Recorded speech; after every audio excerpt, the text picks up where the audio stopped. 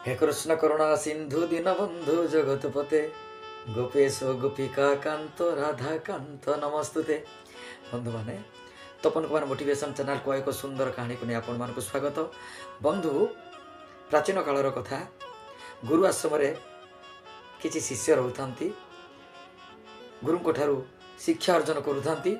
जड़े शिष्य मन में प्रश्न आसिला संध्या समय रे प्रार्थना कर सारा पर प्रश्न पचारे से गुरु को गुरुदेव भगवान कौटी आमे तांको पाइबा केमिति।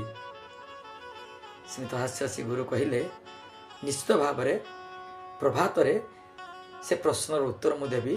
तुम गोटे काम कर मुझे गंगा को स्नान करने जीवी मो सहित तुम स्नान करने जीव। राति से शिष्य को निद है ना उत्कंठार सहकारे से अनै थाए केतेबेले प्रभात हेबो गंगा को स्नान करने जीव। प्रभात हैला गुरु को सहित गंगा को स्नान करने गला। गुरु कहले गंगा रे कि माँ गंगा कही डुब पका बुड़ मार।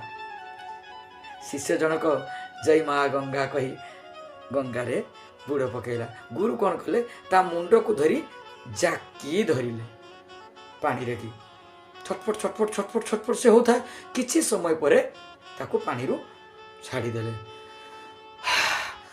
बहुत आकपाक सहकार से उठिला एवं गुरु पचारे बाबूरे तोते केमिति लागिला केमिति लागिला माने मु अणनिश्वास हो जाइथिले आकपाके जाइथिले मन छाउथिला केमिति मु ऊपर को उठिबी ना केमिति लागुथिला तोते मन पूरा व्याकुल लागुथिला। गुरुदेव आकपाके जाइथिले मु आउ टिके थिले मो प्राणवायु उड़ी जाइथांता आपण गुरुदेव ना जल्लाद मते कौन यही भगवान को एमती देखा आनी मु प्रश्न पचारि कौन भूल करी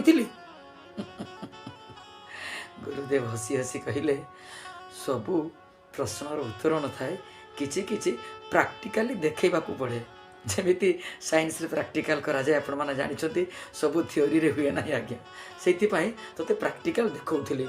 जेमिति पानी भितरे थिला बेले तो मन व्याकुल हेउथिला केमिति ऊपर को उठिबी सेमिति व्याकुल मन नहीं जदि भगवान को आमे डाकिबा निश्चित भाव में भगवान हमको दर्शन देवे।